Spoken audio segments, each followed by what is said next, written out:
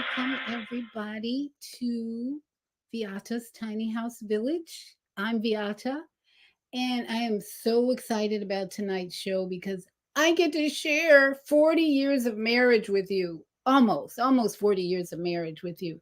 So I've got so much to share, and I'm waiting for you TikTokers to show up tonight. Where are all my TikTokers? I want to hear from you tonight.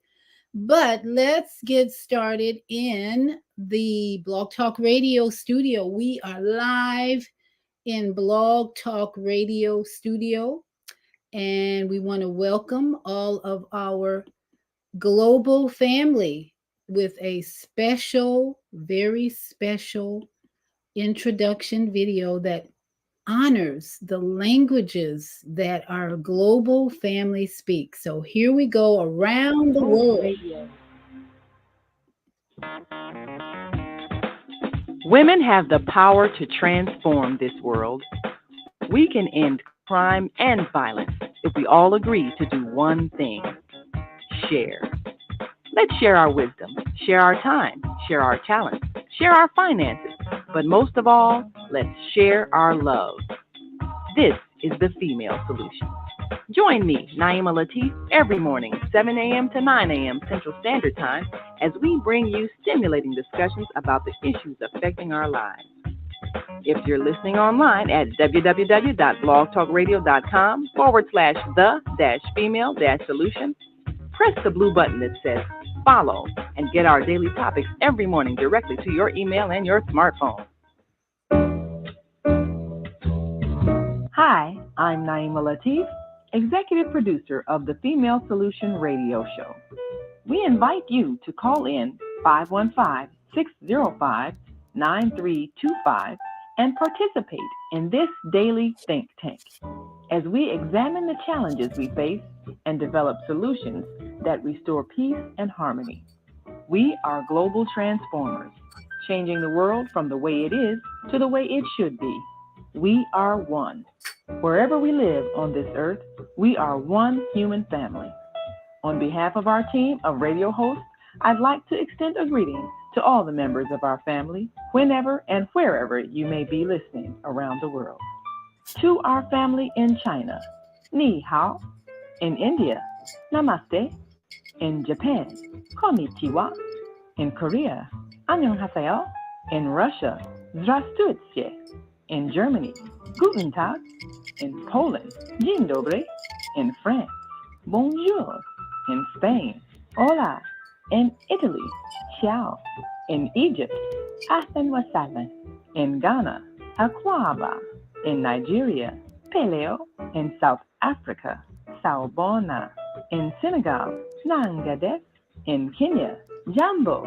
In Israel, Shalom. In Pakistan, Afghanistan, Palestine, and Saudi Arabia, Assalamu alaikum. Greetings, and may peace be upon you all. Join us live on the on-air radio network called 727-731-5192. We want to talk to you. Yes, we do. And we want you to talk to us because that's how Blog Talk works, honey. We talk to each other. We're not just talking to you, we want to hear from you. So, first, because this is soul purpose healing, we got to do some spiritual work here to get started. And so we always bring in our favorite artist, Becca Shea. Becca Shea has given me permission to play her beautiful music. And we're going to play her music and drum in the ancestors. We want to invite all our ancestors to join us this evening because this is a truth that may blow some people's minds. What we're talking about tonight, when you connect TikTok and airplanes, you're going to blow your mind. We're going to blow your mind. But that's what we're here to do, to renew our minds, our beautiful, beautiful minds. We want to renew our beautiful mind. So let's get your drums and your sticks, table, pots, pans, whatever you have. But we want to drum in some love, drum in some wisdom, drum in some beautiful energy to guide us tonight into more truth, more love, and more wisdom. So here we go, Becca Shea, unity, unity.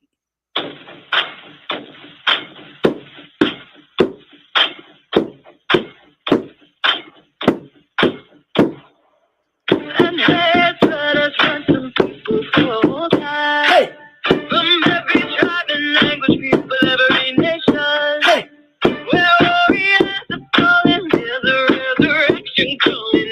Your light will rise and shine. wake up, you sleeping giant. Those loving justice are being healed by the peace Hey. of Yahweh, bringing us power through unity. Where warriors are falling, there's a resurrection coming. Bible trials come alive. Yeah, wake up, you sleeping giant.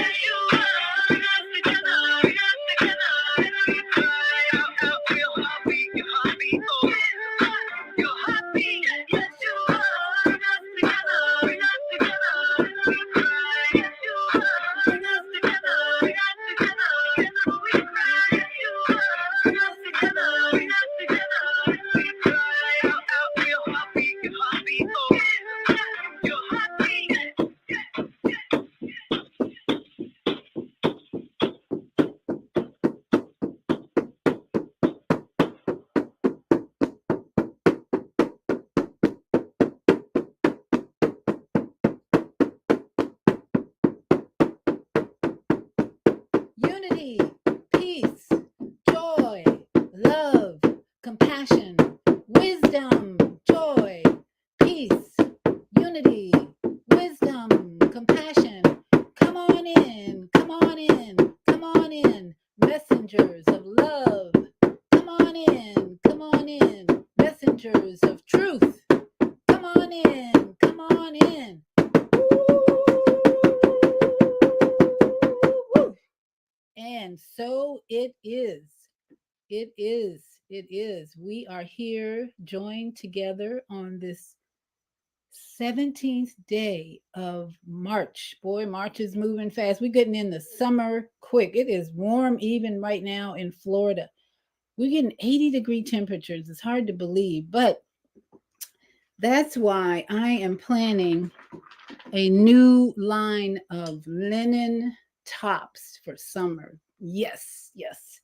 After my show on Friday, it just came to me that I need to make the move to dress people in high frequency garments, mainly tops, and I'm going planning on doing a chakra color scheme. These are in this top this head covering right here are all the chakra colors. You may not be able to see them all, but yellow, orange, here they are: red, orange, yellow, blue, green, purple.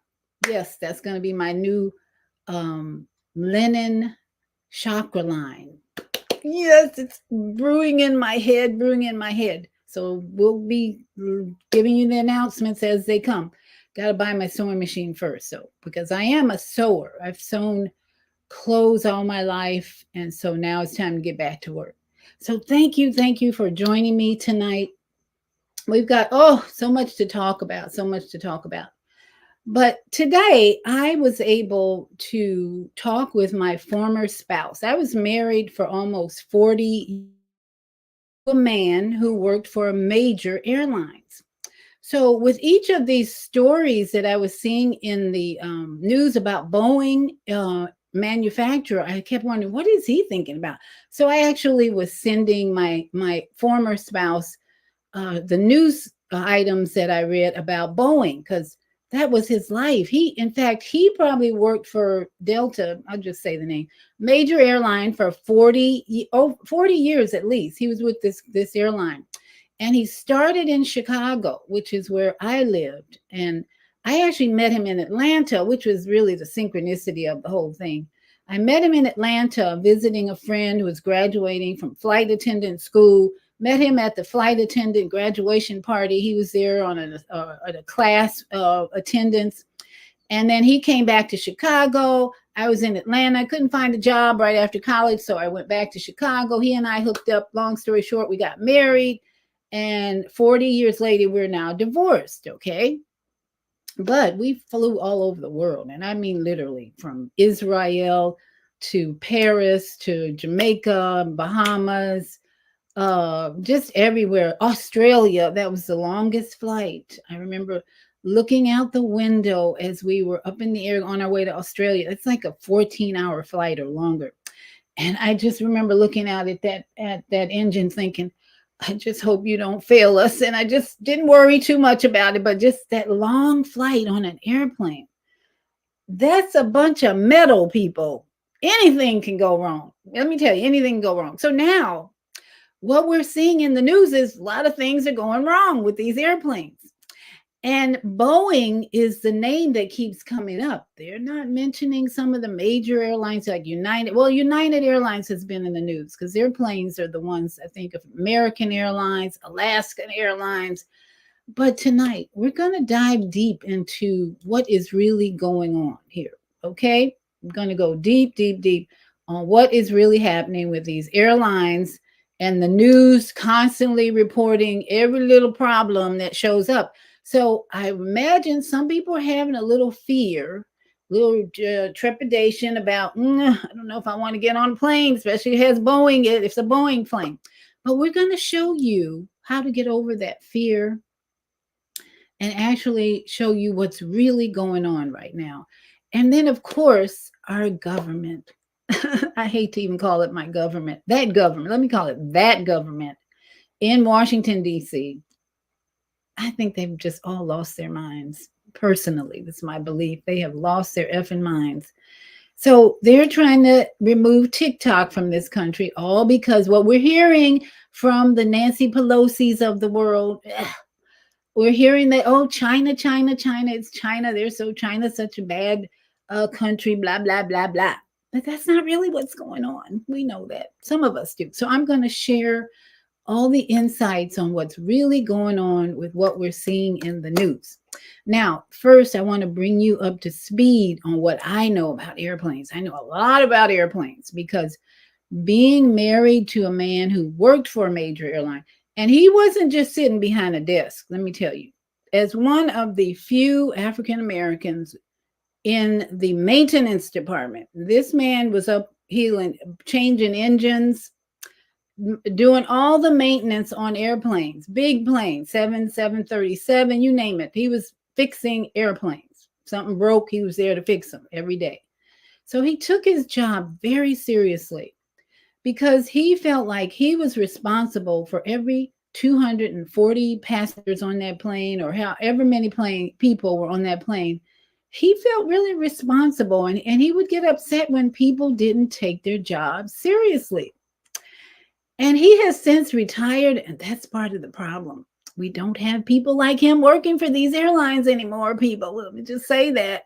Lazy, unwilling to do much of anything, not taking their job seriously, and on and on and on. We got a list of problems with the airlines today. But TikTok is here to rescue us. I know you're thinking, how in the world is TikTok going to rescue? Well, we're going to get to that in the next hour or so, or next half hour or so. We're going to get to how TikTok can save the day.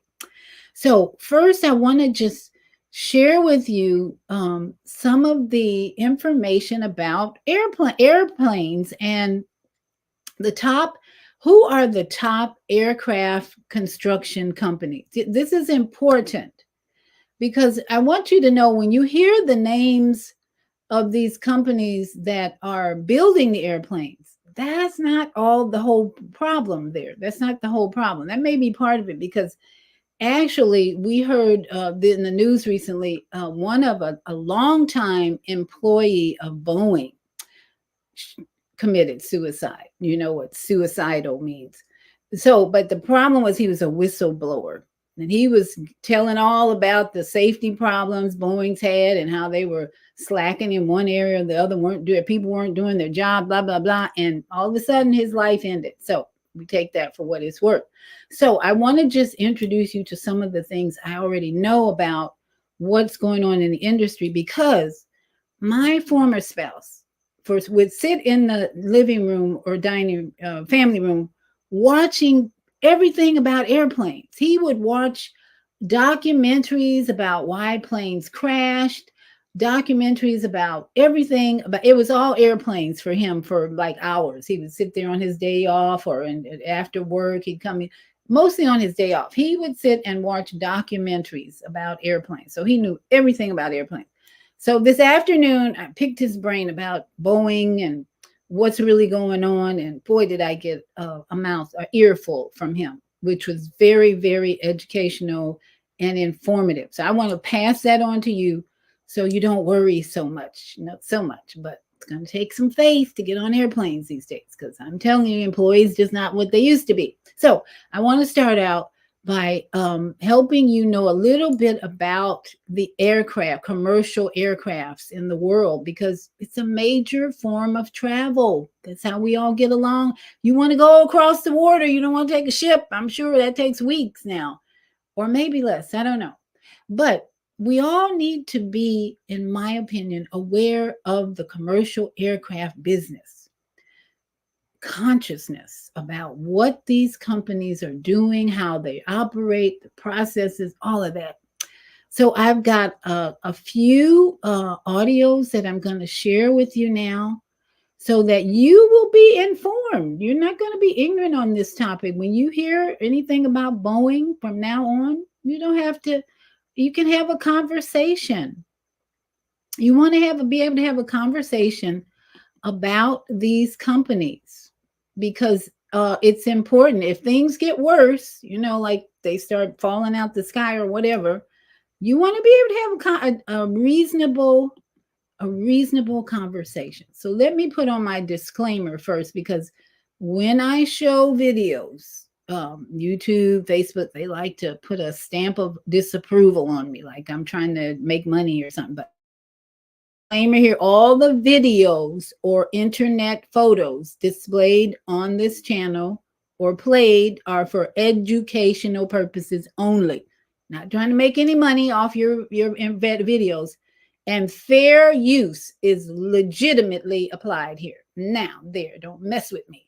All right, let's get down to it. Let's learn a little bit about the top 8 most producing commercial aircraft builders. It's going to be important especially when we get into TikTok. TikTok is rocking. All right, let's do this. Top 8 most produced commercial aircraft.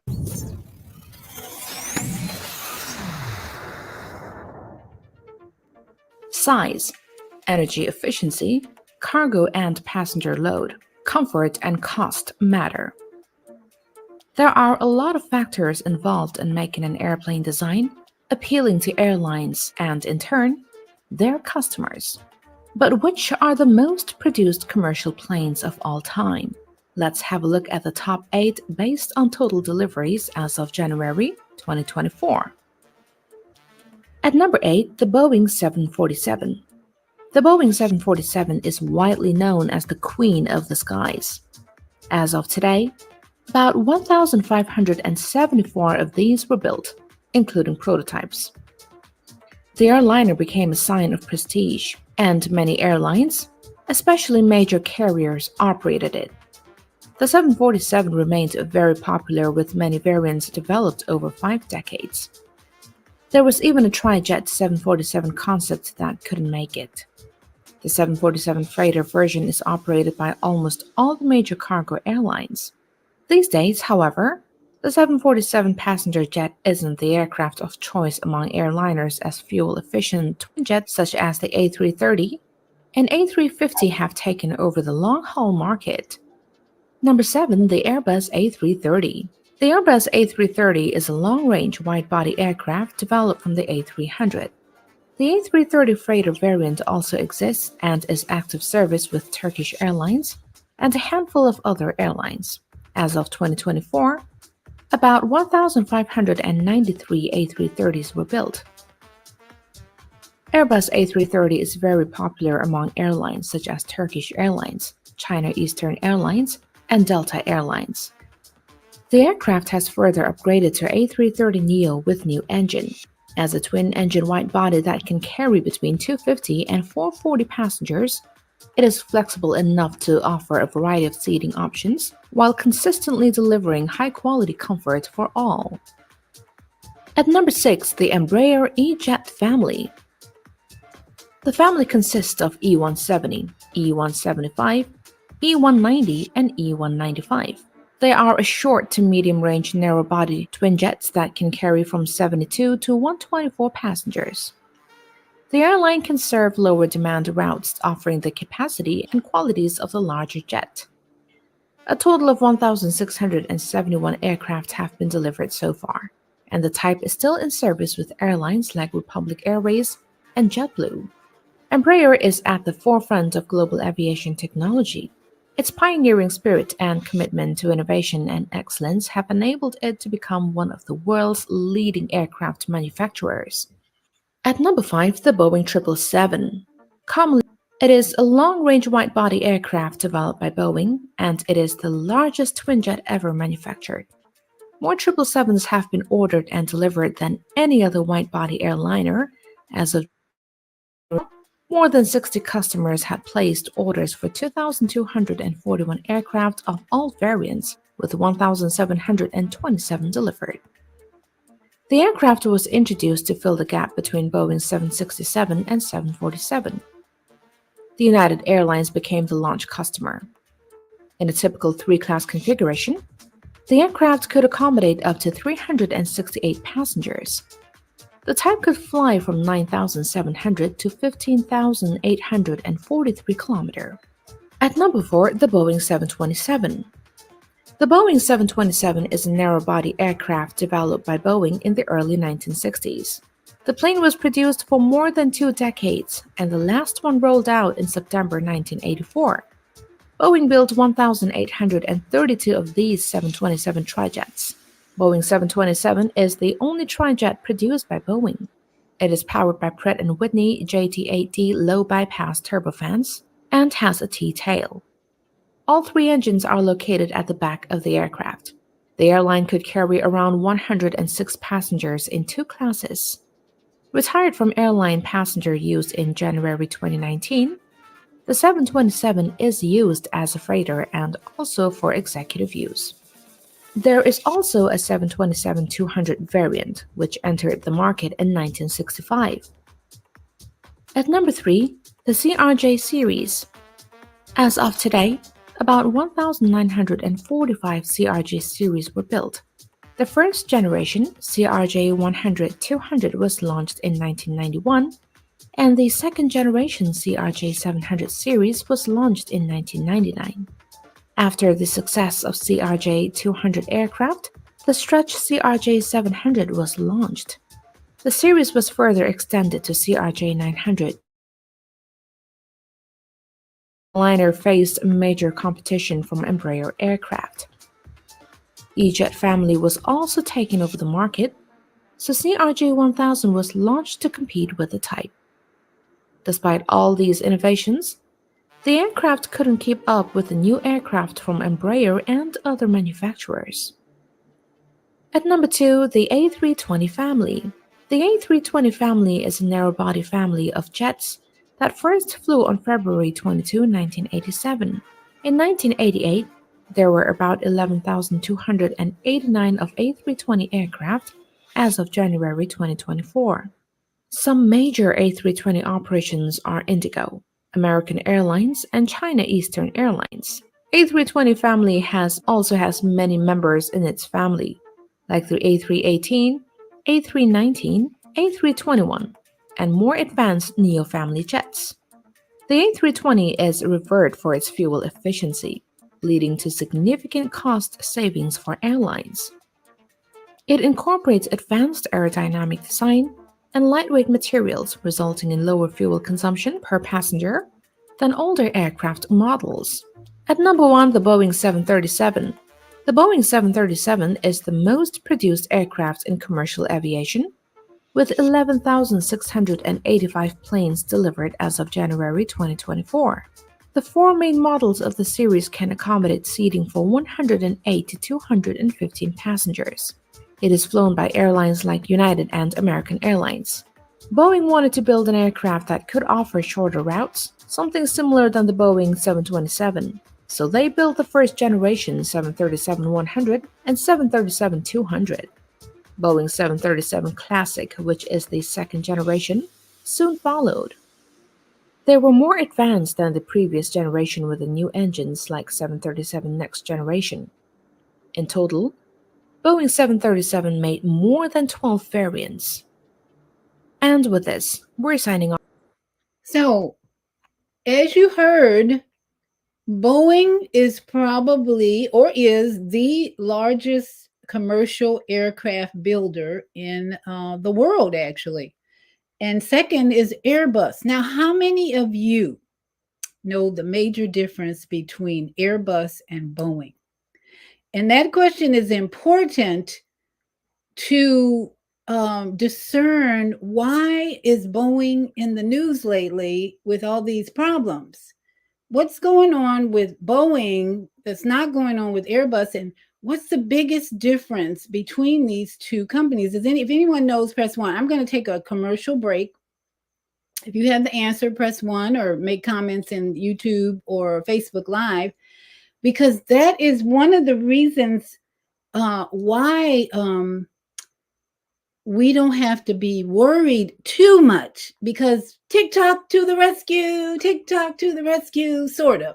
So stay tuned. If you have the answer, what's the biggest difference between Boeing and Airbus? I've probably flown on all of those Boeings they mentioned over a almost 40-year period, married to my former spouse. I was flying on every airplane that Delta carried. So I loved flying on Delta Airlines. I'm telling you, they're the best in my opinion, but they're too expensive for me right now. I used to fly almost free, just about free every time. If you can be on a buddy pass, just wait in the airport, maybe a few more extra hours. And sometimes you get on there in first class sometimes, and then sometimes you were in the back of the airplane. But either way, you didn't pay any money to get on it. So this topic is near and dear to my heart because I enjoyed much comfort, pleasure flying on all those Boeing 737, 77. And now, problem, Houston, we got a problem. Houston, we have a problem. So we will be right back. When we come back, stick and stay, because we're going to talk about the big difference between Airbus and Boeing. It has to do with artificial intelligence. Yeah. And one of the reasons why we don't want too much, we got to get AI under control. That's one of the reasons that we're going to talk about this. So let's go to a commercial break and we'll come right back after this message. Have you ever wondered why some of the healthiest people still get sick? Or why the occurrence of learning disabilities like ADHD have drastically increased over the last 50 years? How is it that the cancer rate has gone from 1 in 8,000 back in the 1910s to 1 in 2 today? Isn't it odd that even though we are more focused on health than ever before, that there's still been an increase in diseases, disorders, illnesses, and other conditions that destroy your quality of life? What if we told you that the very things you're using in your home to avoid these health concerns are actually what's causing them? If you're the decision maker in your home, you know how overwhelming it can be to keep your family safe. Today, we'd like to welcome you and simply provide you with some important information and shed some light on some health concerns you may not be aware of. Over the last 100 years, chemicals have been introduced into society because of an excessive overstock of chemicals designed for warfare in the Second World War. Today, as the 2013 documentary The Human Experiment states, quote, 42 billion pounds of toxic chemicals enter into commerce every day. That amount would fill up 623,000 tanker trucks. And as we speak, there are over 80,000 such chemicals on the market in the US. Over the last half century, chemical usage has gone up by 2,000%. And it isn't until there are enough people hurt by these products that there are even questions raised. Does this sound familiar? On July 12, 2018, the well-known grocery store brand of talcum and baby powder company, Johnson & Johnson, was ordered to pay a $4.6 billion lawsuit. As it was said, they knowingly covered up asbestos in their product for over 40 years, and we have been trustingly using it on ourselves and our most precious of all things, our newborn babies. As parents, we work hard to keep our families safe and healthy. We diligently try to choose the best brands at the grocery store for our families. After all, keeping a clean home is an important part of good health. But is it possible that cleaning your home is dangerous? 7.3 million American couples have trouble conceiving or carrying a pregnancy to term. This is a 49% increase since 1988. Recent studies have shown that babies that do make it to term are being born pre-polluted, with up to 28 harmful chemicals in their blood, with indicators that over 400 more were present, all without ever eating food, drinking water, or even breathing air yet. It just doesn't make any. So that information comes from Melaleuca.com, which I'm a partner with in their buying club. And after my show on Friday, I'm more aware and conscious of what is polluting our bodies and what is actually toxic in terms of the fabric we put on. So I'm going to really be focusing this year on educating my clients, my listeners on fabric. And here is my commercial for what I do as a life coach.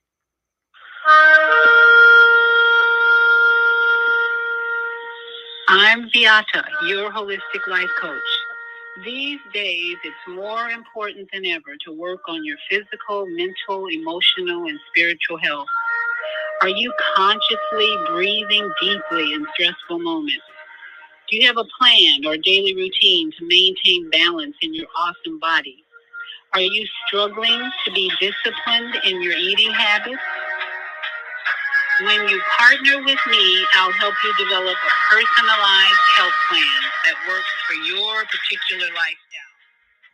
You can find out more about me at lifecoach.com, where you can also review my 3-step protocol to guide you to abundant health.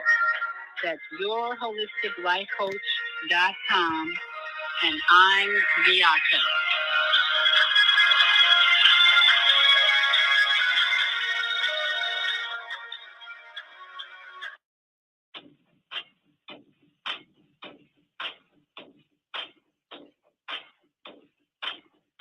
And we are back. Thank you so much for joining me this evening. Especially if you love to travel, this show is going to be so important for you and anyone else who loves to travel. And I'm hoping my TikTok fans are going to, or my TikTokers are going to show up and share their passion. And I just got a message on my phone about another plane having a problem. They said oh my goodness gracious. United Airlines airplane has smoke coming out of the tail. Boy, oh boy. I mean, it just nonstop. Somebody's like really against airplanes or something. So, anyone have an answer to the big difference between Airbus and Boeing? Those are the two top aircraft manufacturing companies. Okay, nobody press 1 and nobody in the studio. Okay, so let me share my ex-husband. I sat down with him this afternoon in my son's kitchen, and I just picked his brain because he's like the airplane expert. He knows everything and anything you could ever want to know. So one of the differences, Airbus, first of all, is a company, I think, from France. They created, now I'm going to use that word a lot tonight, created airplanes where artificial intelligence or computers dominate the flying of that plane. For instance, there was an incident that my ex-spouse shared with me. The Airbus had a problem, and the AI or a computer took over the plane, and the pilots were unable to override AI or the computer. So guess what? The plane landed in a forest. Perfect landing in a forest, killing some people and injuring some people. And that is all because basically Airbuses are designed. Now they may have changed the design, but as far as my ex-spouse told me, they designed their airplanes so that the computer rules. And once the computer takes over, the pilot cannot override, cannot do anything with that airplane. That AI or that computer runs the show on an Airbus. So the difference with Boeing is that the pilots can override the computer. Now, most airplanes, if you don't know, are run with computers. They put that on autopilot. When they get up 30,000 feet, it's on autopilot. They can go back and have a coffee, have a magazine, and one of the co-pilot might stay in the cockpit and keep an eye on things while he's reading. Some of them probably fall asleep, actually. But those pilots are really monitoring the computer. But if something goes wrong, boom, the pilot on a Boeing can override the computer. So when I was talking to my spouse about what's going on with Boeing these days, he said, well, they're going to highlight Boeing until something goes wrong with Airbus. And now when something goes wrong with Airbus, then you're going to have your attention on Airbus. But for now, it's all about Boeing. So why in the world is Boeing be given all the attention? Is anybody asking that question at all? So we're going to just, cruise through information tonight about aircraft and really just figure out what is going on with these airlines and why we don't really have to be afraid. Now, here's another audio about the Boeing scandal. Just got a little worse. So we want to just be fully, and there's another one expected delivery. United Airlines removed a Boeing 737. So we are wondering, why did they do that? So some of these airlines, and that's tonight, we want to make sure you know it's not just Boeing that has the problem. We got problems with employees. And this next information just goes to show you that some of the airlines are taking steps to correct some of the problems they're having. So here's one, United Airlines. SEC filing, United Airlines has removed the Boeing 737 MAX 10 from its fleet plan from this year until after 2025. This comes after a string of problems with Boeing quality control and delays in the certification of the aircraft type. In January 2024, an exit door plug blew out on an Alaska Airlines Boeing 737 MAX 9, leading to a decision from the Federal Aviation Administration to ground the MAX 9s with the same configuration as the affected aircraft. Upon inspection, several aircraft were found to have loose bolts on the door plugs, and Boeing took responsibility for the problems. It's now been over 2 months since the events of Alaska Airlines Flight 1282. Over this period, several airline CEOs commented on the incident, with many saying that Boeing needs to get its act together. United Airlines CEO Scott Kirby had his own words for the American manufacturer, adding that because of ongoing problems at Boeing, the airline would be forced to consider future plans without the MAX 10, which has not yet been certified. Kirby did not explicitly say that United would cancel its entire MAX 10 order, which stands at 277 planes, but rather it would need own. At the end of February, the airline posted its 10K filing, a comprehensive report filed annually by a publicly traded company about its financial performance. The filing reveals that United has started planning its fleet expansion without the MAX 10s. A section of the report outlines the carrier's outstanding deliveries and how many aircraft it expects to receive in coming years. As seen in the photo shown here, per its contract with Boeing, United was set to receive 80 MAX 10s in 2024 alone, but now expects 0. Between 2024 and 2025, United was supposed to receive more than half of its MAX 10 order. Although the 10K filing now states that United does not expect any MAX 10s in the coming years, the airline specified, due to the delay in the certification of the 737 MAX 10 aircraft, we are unable to accurately forecast the expected delivery period. Now, that's just a little bit of what's going on in the airline industry, which we want to be aware of because they're having problems, lots of problems. And I think it's just the evil being revealed in this day and age that needs to be revealed. Now, here's another one where they're saying the Boeing scandal just got worse. This is just a recent report on what's going on with Boeing. And for some reason, there must be a spiritual thing behind the word Boeing. What does that mean? What's the wording, the meaning of that? So here, the Boeing scandal just got worse. Here we go. Welcome to another episode of Cold Fusion. Last week on Cold Fusion, we uploaded an episode on how Boeing went from an innovative engineering company to a corporate husk designed to enrich investors. It was greed at the cost of safety, and in the worst cases, it cost lives. Now, it seems like the chickens have finally come home to roost for Boeing. In just a week since the episode was published, a series of incidents have taken place that can only be described as alarming. From a wheel falling off a plane during takeoff and dish soap being used in a production facility, to the death of a whistleblower. Boeing's 2024 is not going well. In this episode, we'll see what's taken place since the last episode, look briefly into some of the claims made by John Barnett, and figure out what's next for Boeing. Just a note, I am traveling at the moment and using a different microphone with no soundproofing, so apologies in advance. You are watching Cold Fusion TV.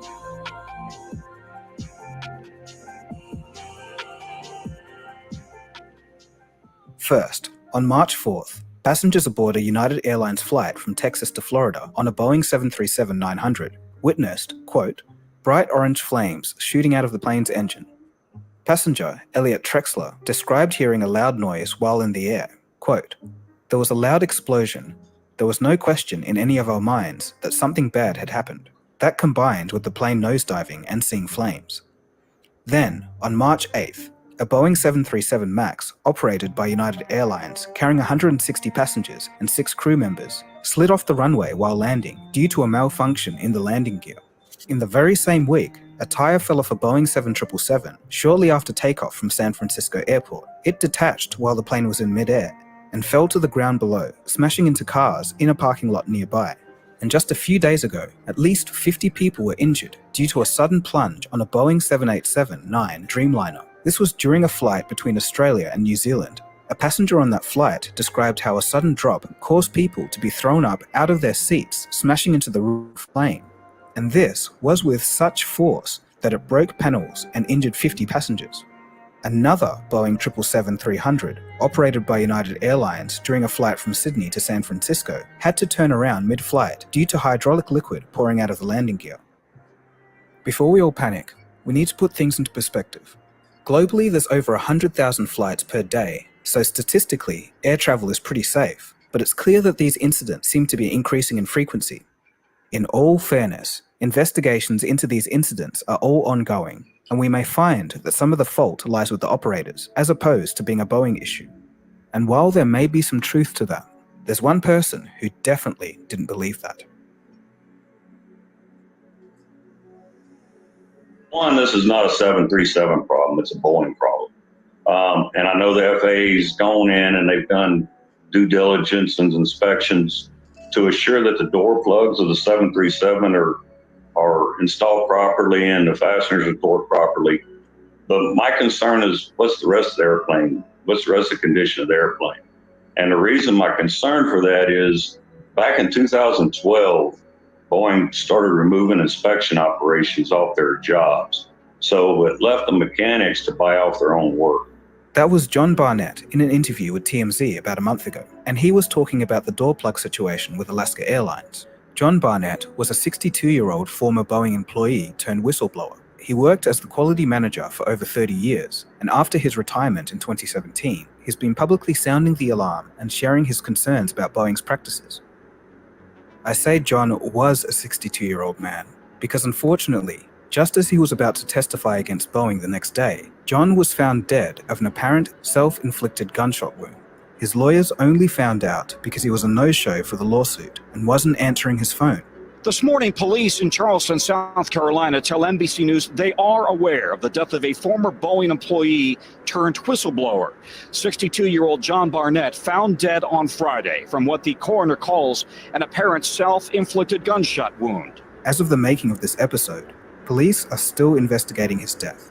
Barnett has appeared on Netflix, TMZ, and has worked with other journalists where he continuously claimed that Boeing's practices were not up to standard. For example, in 2019, Barnett spoke with the BBC and revealed that workers were constantly under pressure and have been, quote, deliberately fitting substandard parts to aircraft on the production line. He also claimed that there were serious problems with oxygen systems, the assembly process, failed tests, and overall mismanagement. He'd mentioned that he'd raised concerns with his managers, but no actions were taken. Barnett went on a long legal battle against Boeing. He alleged that Boeing destroyed his reputation and hampered his career due to the concerns he raised, but Boeing, of course, has denied all allegations. Barnett had worked at Boeing's South Carolina plant since 2010, where he was part of the manufacturing team on the 787 Dreamliners. In an interview with the New York Times in 2019, Barnett claimed, quote, I haven't seen a plane out of Charleston yet that I'd put my name on saying it's safe and airworthy. These statements are in line with a 2014 report by Al Jazeera, which have been resurfacing lately. Secretly filmed footage shows Boeing engineers saying that they would not fly on the very planes that they were manufacturing. Would you fly on one? No. You won't fly on one. Would you fly on one of these planes? Would you fly on one of these Would you fly one of these? Yeah, it's sketchy. Sketchy? Nah, I probably would, but I'm having death wish too. Our source asked 15 of his co-workers if they'd fly on the Dreamliner. 10 said no. I wouldn't fly on one of these planes. You wouldn't? Why wouldn't you? Huh? Why wouldn't you? Because I see the quality going down around here. All of this also comes at a time when a 6-week probe by the Federal Aviation Administration, or FAA, revealed last week multiple instances in which Boeing and one of its vendors, quote, allegedly failed to comply with manufacturing quality control requirements.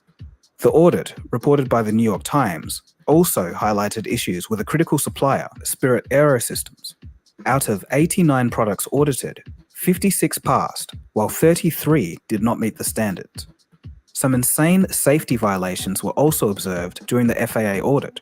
Dishwashing soap was used as lubricant for a 737 MAX door, and Boeing engineers were interviewed on how well they understood the quality control process. The average score was 58%. However, Boeing is trying their best to save face. In a statement released by them, they said, quote, based on the FAA audit, our quality stand-downs, and recent expert panel report, we continue to implement immediate changes and develop a comprehensive action plan to strengthen safety and quality and build the confidence of our customers and their passengers. We are squarely focused on taking significant, demonstrated action with transparency at every turn. Meanwhile, the head of the National Transportation Safety Board, or NTSB, claims that the surveillance footage of the work being done on the door plug of the fateful Alaska Airlines aircraft has been overwritten by Boeing. Now, this would all be a comical clown show, and it could be funny to watch if it didn't risk the lives of innocent people.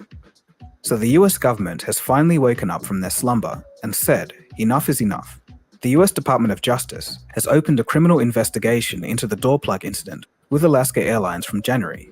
Boeing has already acknowledged in a letter to Congress saying that they cannot find the records for the work done on the door panel of the Alaska Airlines plane. That in itself should send alarm bells ringing. The Wall Street Journal reported that the investigation would assist the department's review of Boeing, and this is to see whether Boeing complied with a previous settlement that resolved a federal investigation into the safety of its 737 MAX aircraft following the 2 deadly crashes in 2018 and 2019, which we covered in the last episode. All of these incidents have seen a 25% drop in Boeing's stock price since the start of 2024. So ironically, in the pursuit of maximizing shareholder value, Boeing has done the exact opposite. Cutting corners and saving money is eroding the company's reputation. While it may seem that Boeing could head towards a severe crisis, it's not likely for one main reason. It's no secret that Boeing has a unique relationship with the US government and US presidents. Federal records show that Boeing has spent millions of dollars on lobbying. In fact, according to OpenSecrets.org, Boeing ranks 9th in lobbying activity in Washington since 1998. Boeing is also the top exporter and defense contractor for the United States. In fact, in 2023, 40% of revenue came from government sources, and the US government alone accounted for 37% of all company revenue. Accusations have also come to light of politicians selling Boeing stock before negative reports came out, suggesting insider trading within the US government. Given such close relationships with some key players in government and other influential industries, it's very unlikely that Boeing will simply cease to exist. Sorry to say, but they're in bed with the US government.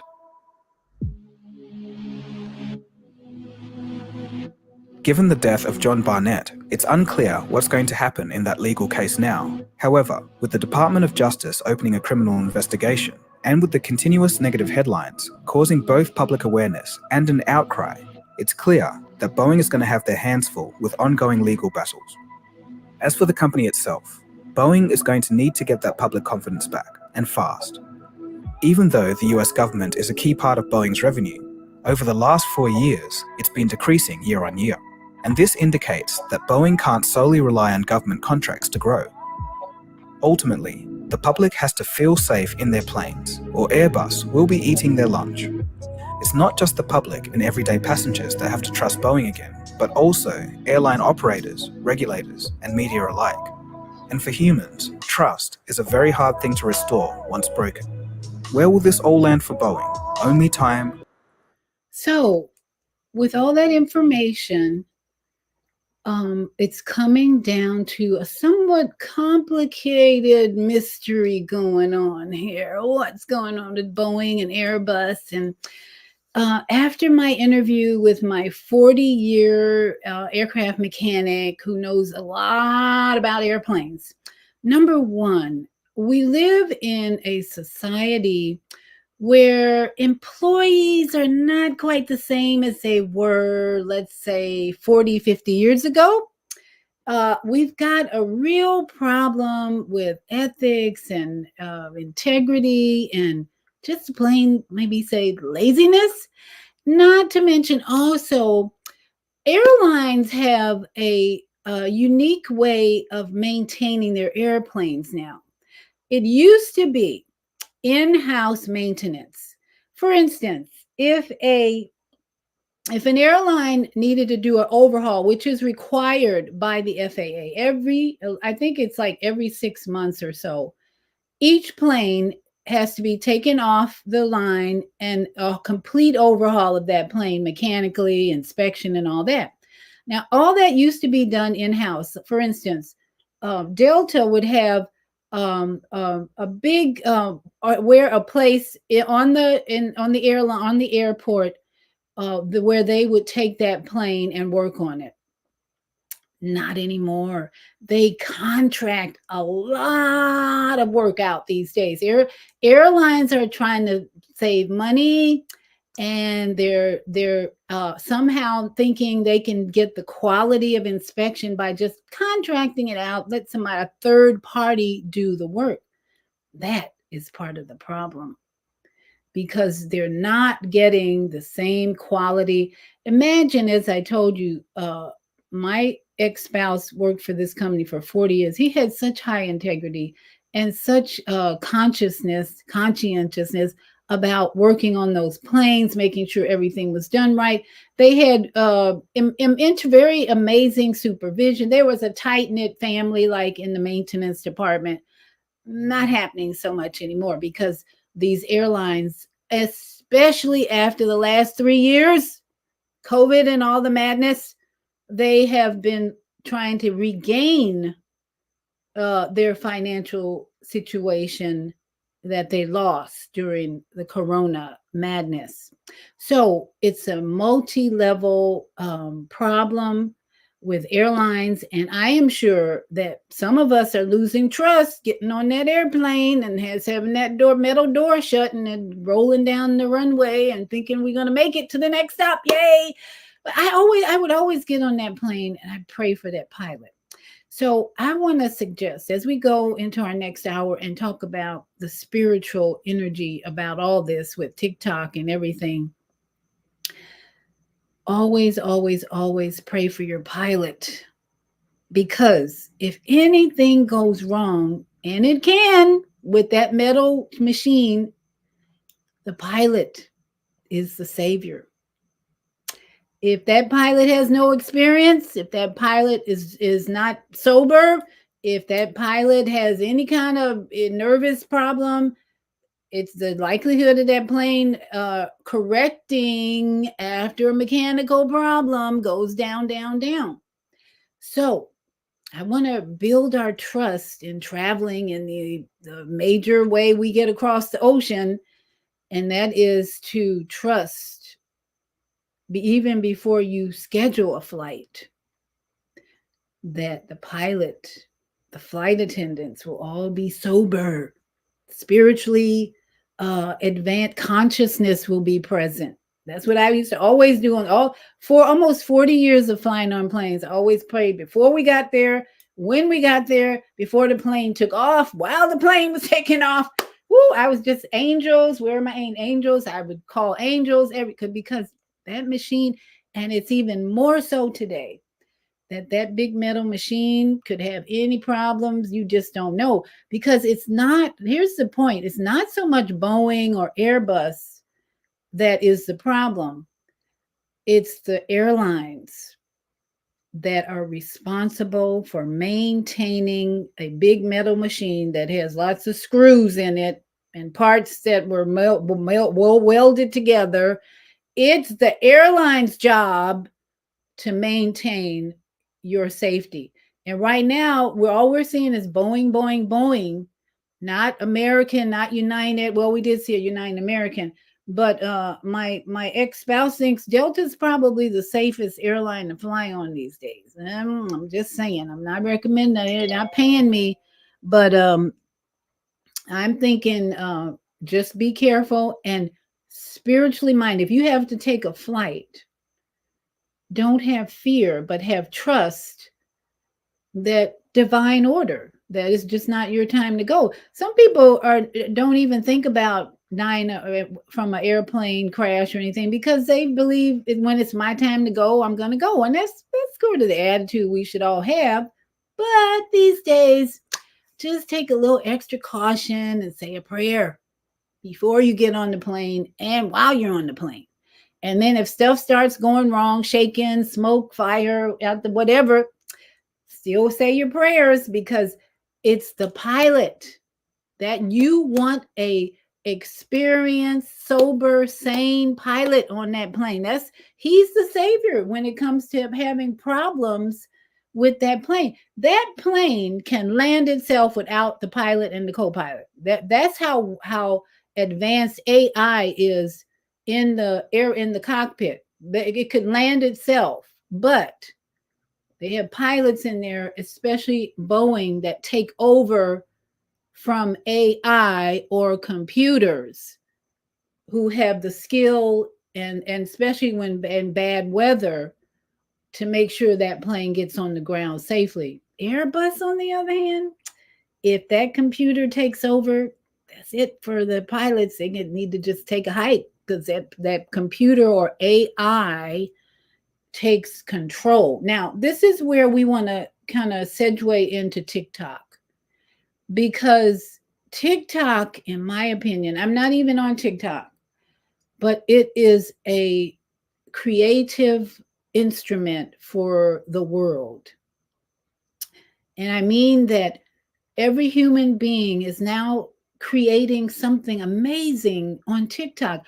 I watch TikTok and I'm like, wow, that was amazing. I just praise people on TikTok who are bringing not just entertainment, there's a lot of that, but creative entertainment in such a way that it enlightens us and it educates us. There's a woman from Romania, I think. She does satire on Gaza and Israel, the Zionists. She does an amazing work of satire about the war in Gaza that not only tells a sharp truth, but she got my attention that I subscribe, because I'm like, ooh, she's good. She's really good. And it really comes down to creativity.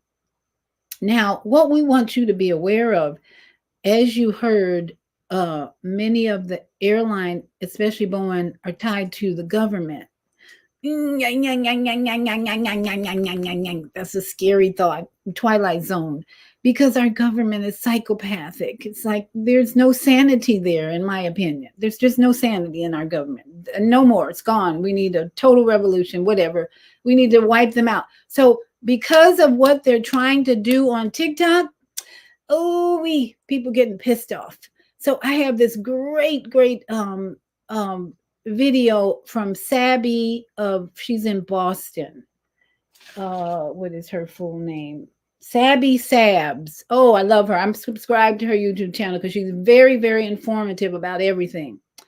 And she brought out who is really behind this TikTok ban thing. Who's behind it? You might be a little surprised, and you may not be, because that's the way things are going these days. But I want to share with you one of her shows she did recently that shows a secret recording from some individuals who actually told what's really going on with this TikTok thing. And it's not just China. That's the smoke screen that they're trying to pull over us, is that, it's all about China. China's bad and we really need to get rid of China.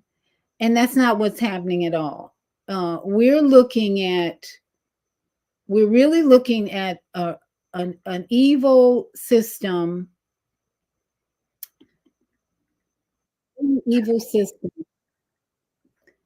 that is designed to kill, destroy, and especially in creativity. And that's where we go into airplanes with problems, mechanics and airlines, and then this little snake connected to the government. And then the question is, well, who's running the government? So this is where we get into the conspiracy type theory, but really not a conspiracy theory, about why our government is trying to control a platform that has amazing creativity. And you'll see why this can be the solution to solve the Boeing and the airplane problem and all that, because the people who, there's something like, how many millions of people, 170 million Americans use TikTok. That's something like half the population of America. So we are at a really important point in our sovereignty take back, I want to say, to take back control from this psychopathic government. I mean, I can't say that enough, because that is where the problem is lying now, even with the airplanes. Too much control from the government, too much attempts, I'll say, to control the people, too much lying, deception, money, lobbying, and all of that. So this audio is going to show you who is really behind the TikTok cancellation attempt. But first, she goes into the passion of TikTokers, why people are really pissed at this point. So let's listen. Her name is Sabrina Salvati. I just love her. She is savvy and all that, and she's from Boston, but she tells it like... Basically, what they're trying to do is the U.S. government actually wants an American entity to own and control TikTok, and more likely a Zionist. And I'm going to tell you why that's important and why I'm saying what I'm saying, because there's been a lot of discussion about this TikTok ban. And there's one key component that some people are leaving out, which is, where is this demand actually coming from? It's not coming from Congress. Let's go ahead and get started with this video here. This is the reaction from some TikTokers in reference to the House deciding to vote on this legislation and some of the demands that were made. Let's get into this, and shout out to Case Study QB for this one. If you haven't already heard, the U.S. government is trying to permanently shut down TikTok. TikTok has gotten so desperate that they're sending out SOS messages on the app, begging people to call their U.S. Congress representatives. Hi, I'm calling to ask about the TikTok ban. Hi, I'm calling about the TikTok ban. Vote no on the TikTok ban, HR 7521. HR 7521. Call your representative. Tell them to vote no, and if they don't, you're going to vote them out in the primaries.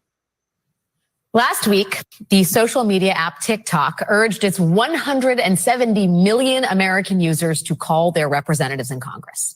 By noon the same day, the phone lines for members of the House, members of Congress, were overwhelmed with calls, mostly from teenagers.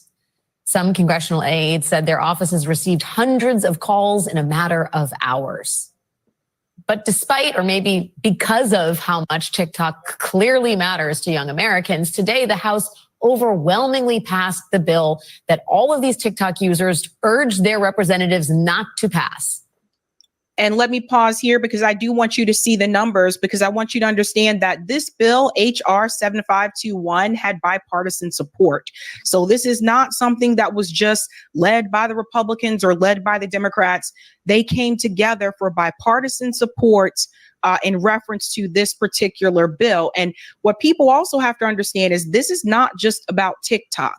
This is about the government having control over what types of apps that you can download, over what type of websites that can actually exist. It's just basically like the Patriot Act 2.0. The Patriot Act to the 10th power, them trying to control where we get our information from. And this, in my opinion, is a form of fascism. Now, I've heard a number of Democrat politicians call out the Republican Party for being fascist. They've called out the Freedom Caucus for being fascist. They've called out Donald Trump for being fascist. But even under the Democratic Party, they are also implementing fascism. Whether it's not just this TikTok bill here, there have been other this. There have been the mandates, which I said before was a form of fascism, to tell people that they're mandated to get the jab in order to keep their federal jobs, right? This is a problem. Fascism is happening under both parties, under the Democratic Party and under the Republican Party. So when people use these talking points and they say that we have to stop fascism is right at the front door if Donald Trump wins, we are dealing with fascism right now under Joe Biden. What it shows you is that both parties basically bend the knee for the state of Israel and for the Israeli lobby and for the corporations. Regardless, it doesn't matter if they're conservative or Democrat. Let's continue. HR 7521. I should say that despite how TikTok framed the bill to its users, this is not an immediate TikTok ban. The way this bill is written, TikTok's Chinese parent company, ByteDance, has 6 months to sell the company to a buyer approved by the U.S. government, or it will be banned from app stores. A buyer that is approved by the U.S. government. And I'm pretty sure, I want to guarantee you, if I had to make a guess, I would guess that that buyer would probably be a Zionist. Because let's talk about something for a second, folks. Congress had no problem when thousands of people were using TikTok and they were creating dance videos. When people were trying to, simulate dances. Hey, your turn. Let's see if you can do it. Let's stitch this video together. They had no problem when people were just basically being dancing zombies all over TikTok. But the moment that people started talking about Israel, Gaza, Ukraine, China, Russia on TikTok, and TikTok basically became the go-to place for like 2-minute, 3-minute news, then they had a problem because they want to control the source of information. They want us to continue to be dancing zombies instead of educating ourselves about foreign policy. Therefore gone. But before we even get to that 6-month countdown, the bill still has to pass the Senate. And then it has to be signed into law by President Biden. And the politics in. Did you guys notice what she did there? Watch this when she says president. This is kind of funny. To pass the Senate. And then it has to be signed into law by President Biden. She almost said President Obama. And the politics involved in passing those hurdles are not exactly straightforward. This bill has made a lot of very weird bedfellows. You have Democrats like Maxwell Frost lined up against the bill with the likes of Marjorie Taylor Greene and Matt Gaetz. They all have freedom of speech issues with the bill, although definitely not the same freedom of speech issues. And the proponents of the bill are also a rather unusual group. Speaker Emerita Nancy Pelosi, for example, is working with far-right rabble-rouser Chip Roy. But no, they're not an unusual group. Nancy Pelosi and Chip Roy are not an unusual group because both of them are corporate. They both take corporate money. They support Wall Street. They support the military-industrial complex. Just because they're in different political parties doesn't mean they're like this different group. At the end of the day, they still have common interests. Now, we're going to move on to this portion here because I want you to hear this guy. Because when I talked about common interest,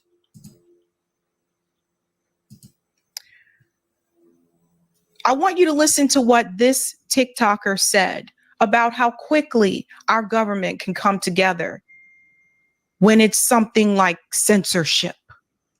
How quickly our government can come together to prevent us from getting certain sources of information, but how they fail to come together when it comes to helping the American people. Listen to this guy. I have been screaming for so long about the TikTok ban that I am out of screams. This is me actually angry. 352 members of the United States House of Representatives voted to ban TikTok today. That's 81%. I want you to think about the last time you heard 81% of our Congress agreeing on anything. Think about anything for the last 4 years. 81%. Shit, to pick the Speaker of the House, it took 18 votes, and he barely got through. Remember that? Remember how many times this year alone, we've had to have votes for the Speaker of the House? But TikTok ban, they're right there. They are voting to ban the complaint box rather than listen to a single complaint on this fucking app. So I'm going to pause it there and speed up to the point where she reveals a conversation that actually reveals who's behind this whole thing. Because this guy gets really angry and cursing and carrying on. And I want to just speed up. But he makes a great point about how our government will come together. 80% of our government comes together for something that squashes creativity, squashes the individual's ability to communicate with other people all over the world. But they can't come together for reparations. They can't come together for the border. They can't come together for homelessness. It's just such an insanity that we are witnessing by our government that I want us to just pay attention to the corporations or entities who are behind this and why. More importantly, I think why they are really aggressively trying to stop TikTok is just so interesting to me about how the Antichrist works and how our government works. He's angry and rightfully so. Now, what's missing from that conversation? The why. Why is this happening? Why are they willing to come together for something like censorship, right? And suppression, but not come together for things that would actually help the people? Everybody don't even have healthcare in this country. Are you kidding me? We have other countries in the West that give everyone healthcare. They won't do that. They couldn't even come together to increase the minimum wage. They couldn't even do that. It's always when it's for the people. And that's because we're not the ones that are paying them. We're not the ones lobbying. The Israeli lobby is. Why is it that that bill was rushed through? Why is it that they were willing to come together in such bipartisan support and support it? Because the Israeli lobby told them to. That is who is really behind all of this. There was leaked audio from Jonathan Greenblatt. Now, Jonathan Greenblatt, he is the chief executive of the ADL, which is the Anti-Defamation League. It's also a Zionist organization. That is where this comes from. This demand is not about China as much as they're telling you it is. It's not about China. This demand did not come from Congress. This demand came from the Israeli lobby and the ADL. And that is why they rushed that bill through. I doubt they even read the freaking bill.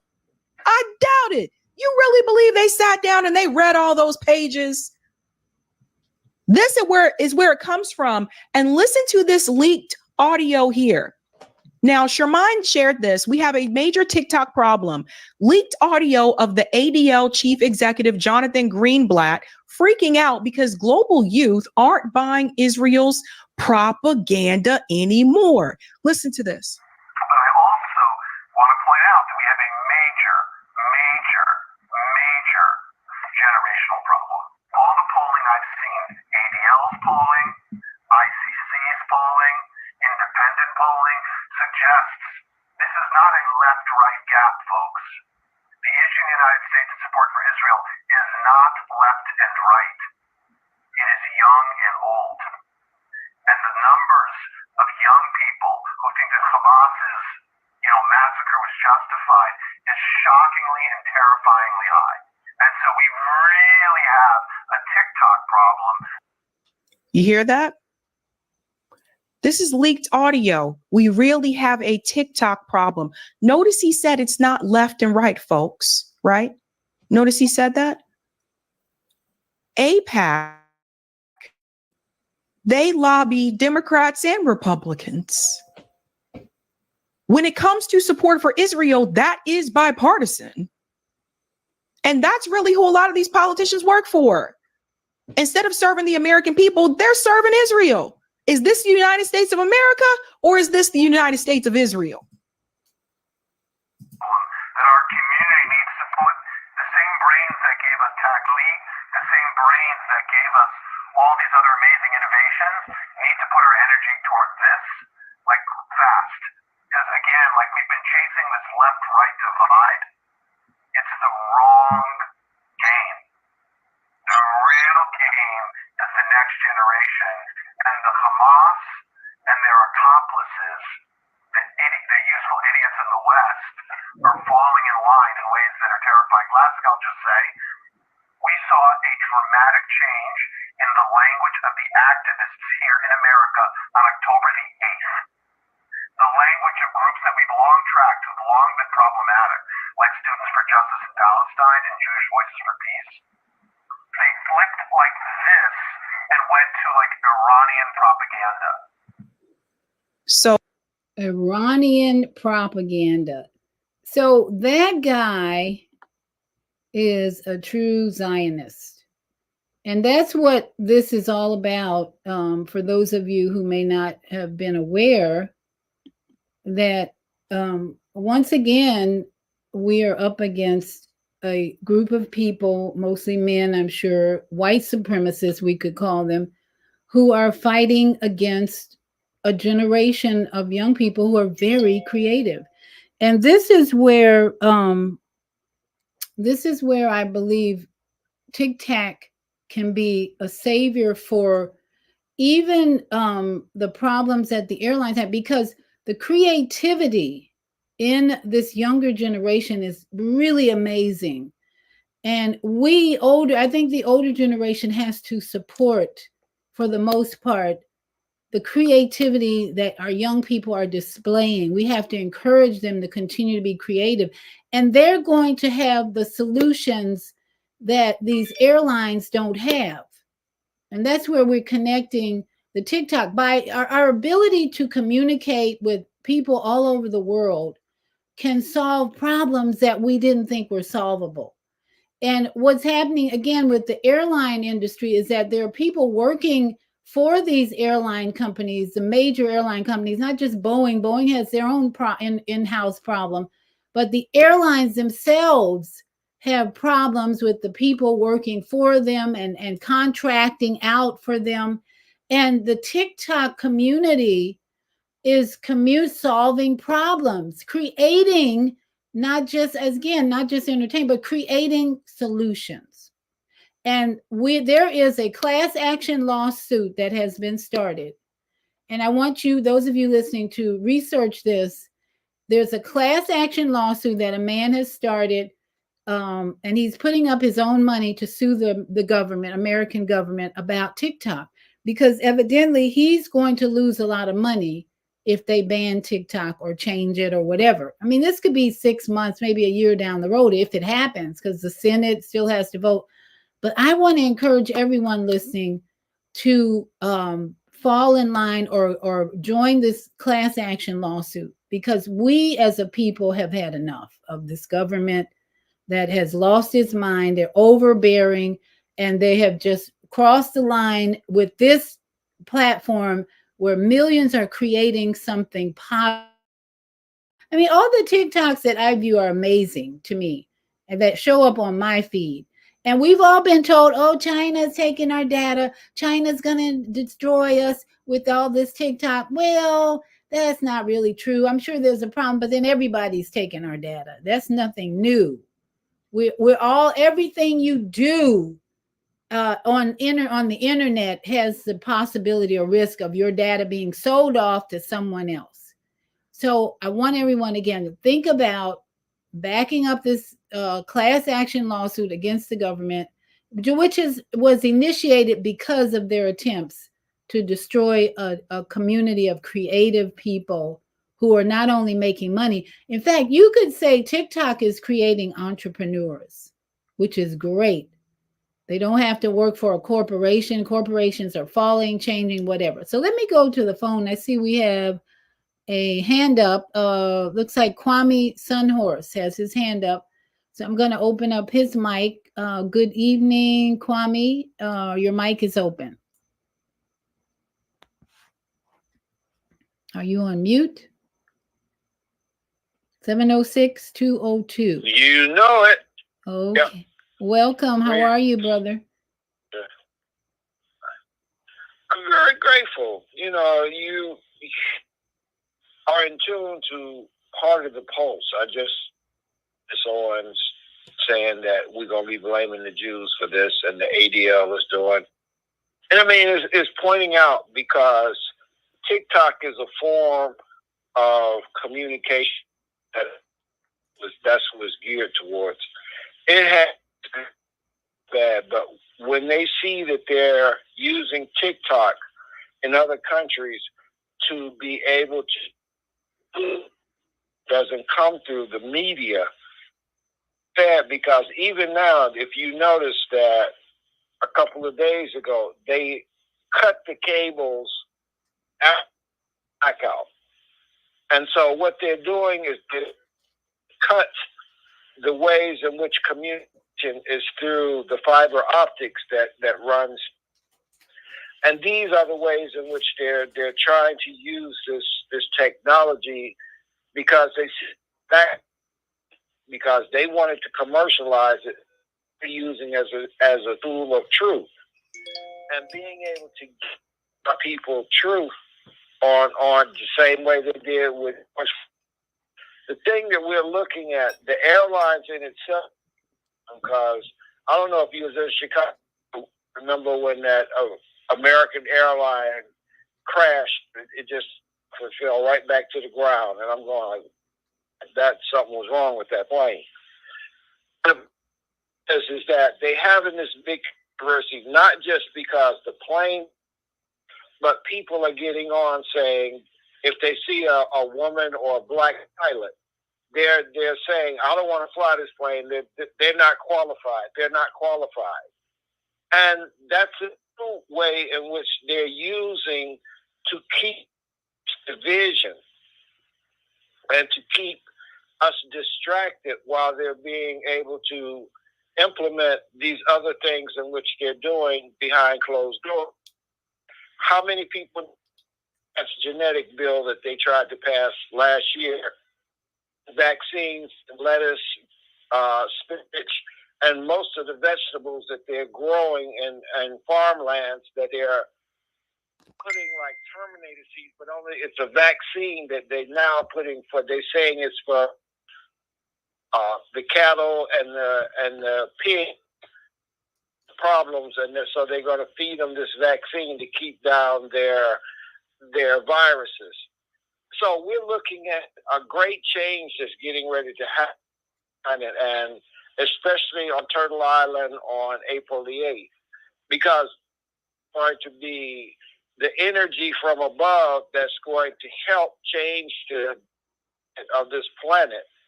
And a lot of the things that thinking that they have control, but the Creator has the greatest control. There's going to be ways in which the Creator is going to show that He can turn this off, because the dune is a 7-story hole that they have put in South Dakota to where connect with the neutron, travel 800 miles into Illinois to connect something like CERN.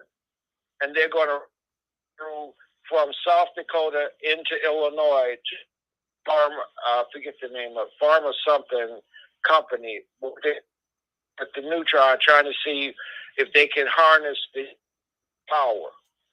So man is his choices in his knowledge and what he's creating with the knowledge. And for us to understand with program others and be able to get the whole truth and nothing but so help you, our creator. Okay, Kwame, I have never heard of people getting off a plane because they're black pilots. In all the years I've flown on planes, first of all, you don't see too many of them, but when you do see them, it's like, wow, great job. And in fact, what I have experienced, some of those pilots can land that plane better than anybody else I've seen landed. Every time when the plane lands, I give the pilot a rating. When I get off that plane, I like A+, B+, C. I always give them a thumbs up and say great landing if they made it. But if they didn't do anything, if the landing is kind of rough, I don't say a word. Those black pilots that I have seen on the planes that I've been on did some of the best landings I've ever experienced. So I've never heard of anybody complaining about that, because usually when you get that level, you're qualified. Yeah, but it's in the news now. And the other part that happened was last year, or was it 22? Last year, I think it was. Bessie Coleman, the first black female pilot. They had a all-woman pilot and crew. And one of the first one Deltas did was the stewardess and the pilot and co-pilot were the crew for this flight. I think it went to North Carolina, South Carolina, but it was the first ever of an all-black female crew on Delta Airlines, and any airline, really. I remember that, actually, and they don't what we see. They don't call them stewardesses anymore. Flight attendants, keep that in mind. They're not stewardesses. Right, but what I'm saying is that they're like the first black flight attendant was back in 1957, I think it was, or 58, somewhere around there in the 50s. So what we're seeing is the progress, but it's this thing of the ones that are making these ways are the people that want to stay, that they still are in power. They don't trust us being able to do what they do. I'm not finding that as in my experience. So personally, I'm seeing that more and more people are not looking at race and color. They just want quality. They want somebody experienced and qualified, and that's what and I think that's what most of people are observing, witnessing, and expecting. Qualification. It's only on. Okay, so I saw this thing you sent me. Candace Owens warns that Jews are going to be blamed. Jews are not responsible. It's the Zionists. There's a difference between Zionists and Jews. There are thousands of Jewish people right now demanding Netanyahu's resignation in Tel Aviv right now. So we got to separate between Jews and Zionists. The Zionists are the ones responsible for bombing Gaza and creating a starvation, a genocide, and a Holocaust over there. It's not the Jewish people who are responsible. They're the ones fighting Netanyahu. So let's clarify that. I don't know what Candace is saying, if she's using Jews or Zionists, but Zionists, keep that in mind. Those are the Khazars. Let me ask this. What's the difference between a Jew and a Zion? Aren't they both the same religion? No, not at all. Not at all. You've got Zionists have created the Zionists are not religious people. They are using that title of Jewishness to quote the Bible and make God use God in their vocabulary, but they're not religious. They're in fact, you could say, in my view and belief, the Zionists are the Antichrist. They are the white supremacists that people, they're the ones that Kanye West was talking about when he said he was going DEF CON on the Jews. He wasn't really talking about the Jewish people. Like, Jewish Voices for Peace are some of the most peaceful, loving, wise human beings on the planet. And they are made up of people who have been raised in a Jewish family, Orthodox Jewish family, and they're against the genocide that's going on in Gaza. Then you have the Zionists who come in all colors. Let me say that. There are Black people who are Zionists. They say, well, Israel is the chosen people and whatever they do is okay. And that's the Zionist mentality, that you somehow are superior, white supremacists, even though they come in different colors, who hold that viewpoint of Zionism, because they think they're God. They think they're the creator. And my whole point about TikTok and the airline industry, whether it's Black pilots, white pilots, I don't care, flight attendants, we, the people who are creating content on TikTok, wherever, we got to take our sovereignty back. We've got to let this government know we're not going to put up with their BS anymore. And that's why I'm excited about this guy preparing a class action suit against this government, just to send a message to them that we're tired of their BS. They're not doing anything for the people of this country. And we need to let them know that TikTok is just the straw that broke the camel's back, basically.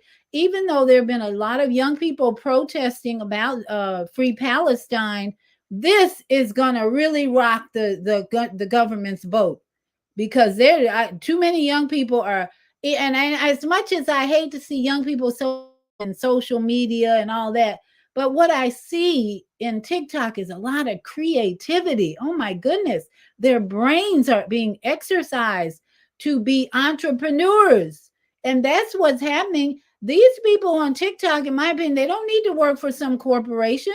They got, and TikTok is providing them an opportunity to have income with their creativity. And that's why I'm not on TikTok yet, but as I said, I'm going to be creating linen tops, linen t-shirts to provide people with high energy, high frequency clothing. I've been doing some experiment or research on these clothings that they offer on Facebook. They offer these really beautiful tops and dresses and all that, and yoga pants. And I said, let me see what these clothings are made of. So I go and I've been going to the description, because they put these ads on Facebook all the time. And this is another control element that they have over us, advertising all this unnecessary stuff, consume, and it's harming us on more than one level. So I've been doing the research to see what is the material that they're using, the fabric that they're using, advertising these beautiful clothing. It's 100% polyester. So they're trying to get the public, the people, the consumers, to invest in more plastic, because that's all polyester is, plastic. So I'm really on fire about this since my show on Friday, where I learned about the frequency. And you know this very well, Kwame. The frequency of linen and wool is 5,000. The frequency of even organic cotton is only 100, but the frequency of polyester is practically 0. It's worse than a corpse, a dead person. So I'm excited about bringing in some material fabric, because I'm a sewer. I've always sewn. I sewed my wedding dress, and then my sewing machine broke down a couple of months ago. So I'm getting ready to buy a new sewing machine. And here's my excitement, is that I'm going to get my grandchildren involved. They might resist a little bit, but this is one of the options they can have to become entrepreneurs.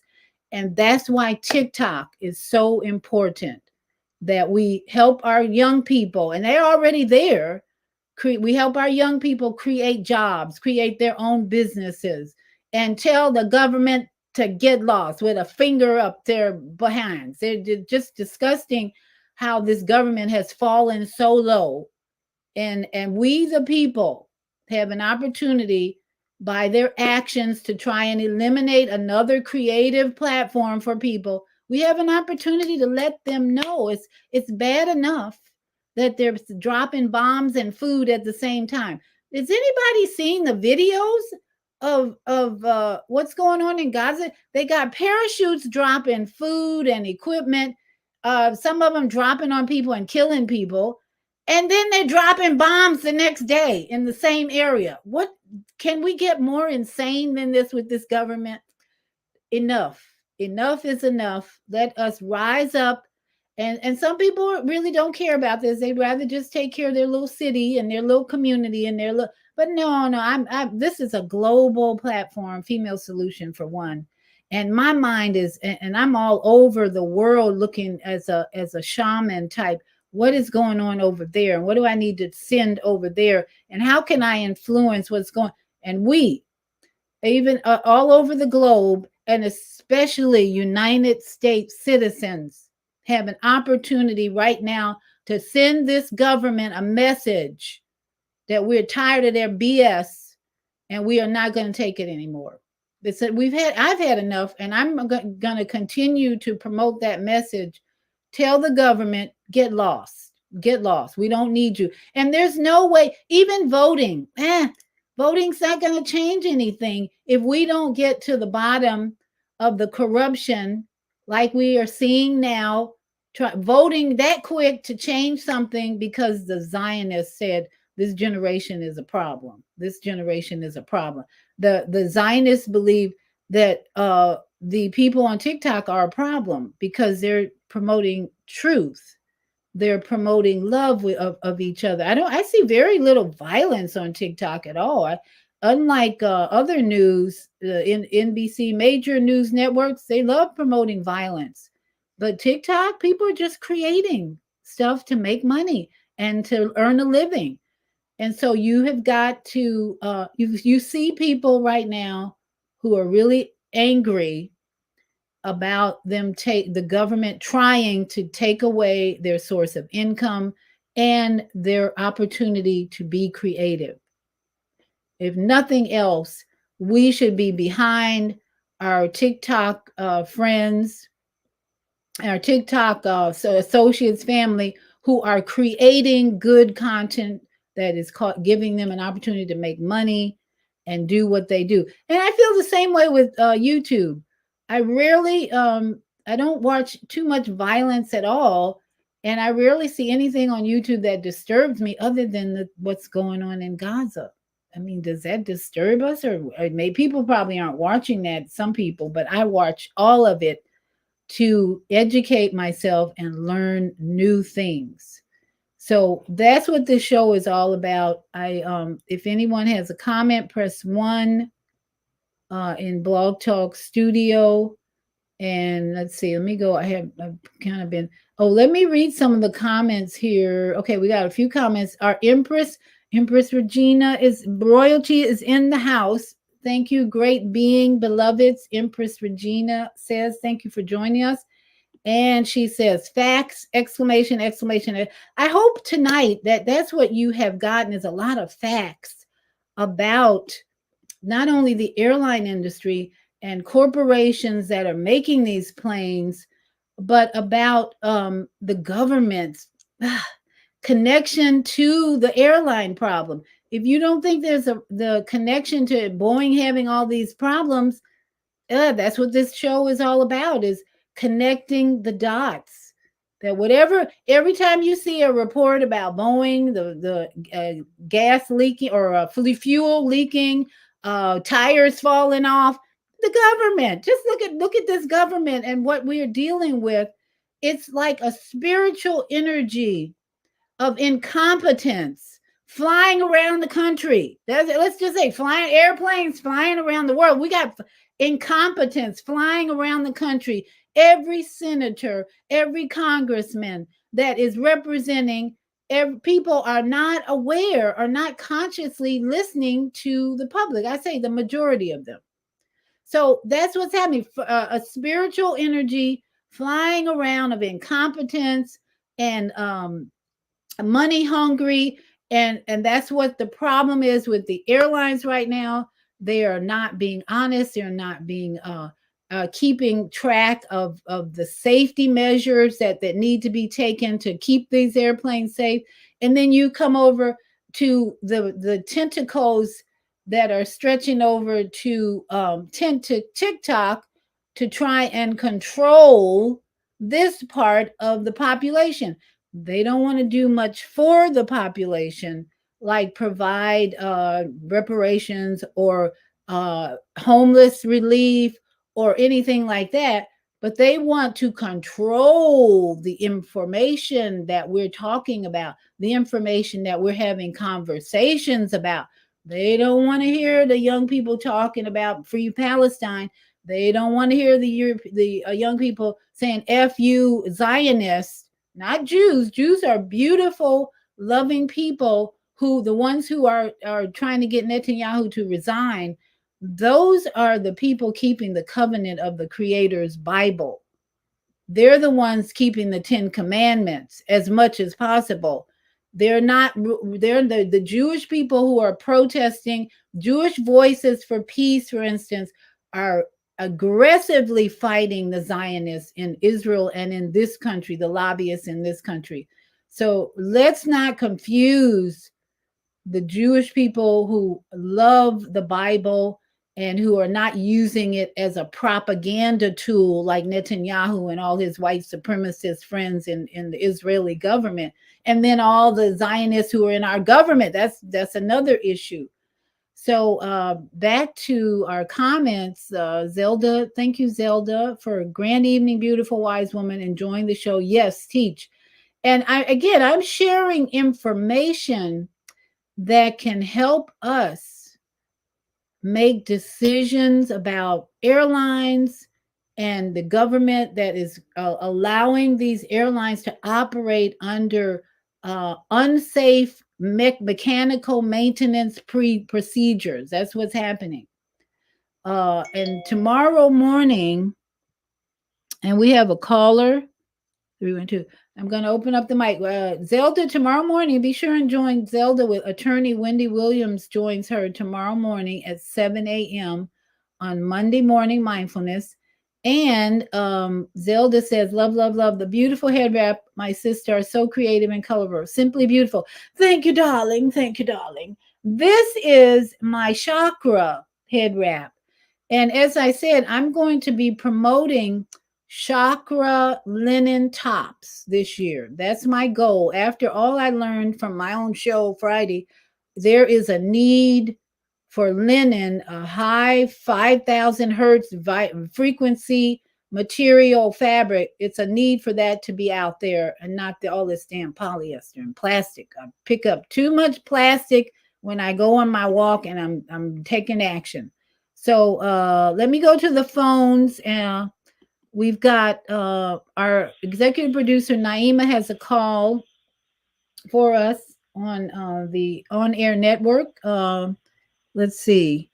Naima, your mic is open. We're for 773-956. Oh, wait a minute. I see that in my studio as well.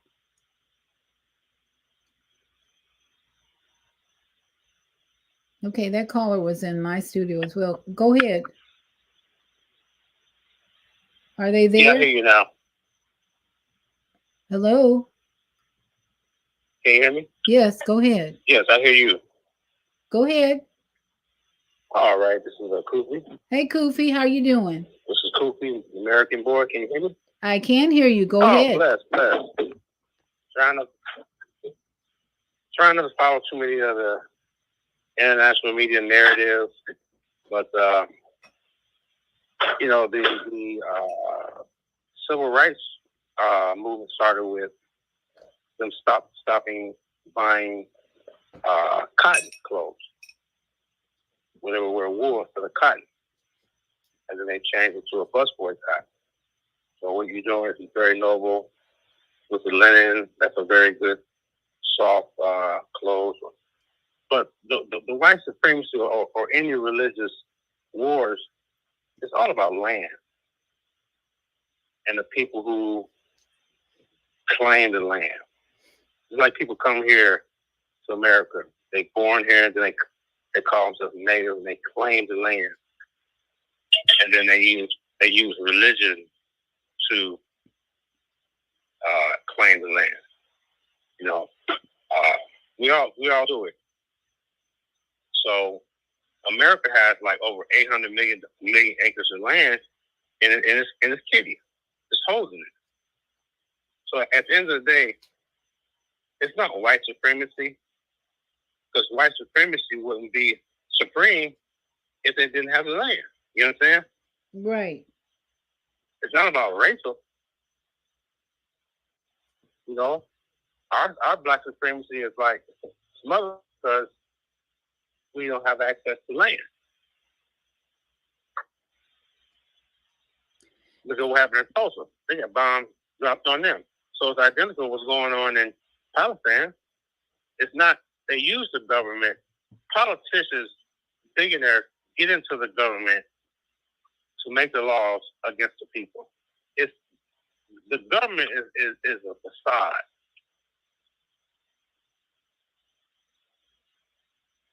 You understand what I'm saying? Yes, yes.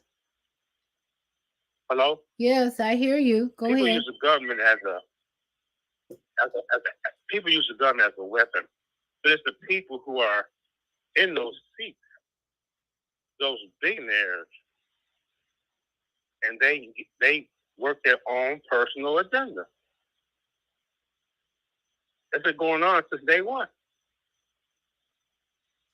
Colonizers, they're running things, and yes, we use TikTok, and I've actually stopped wars in my 17 years on Facebook and YouTube with reason, with peace treaties.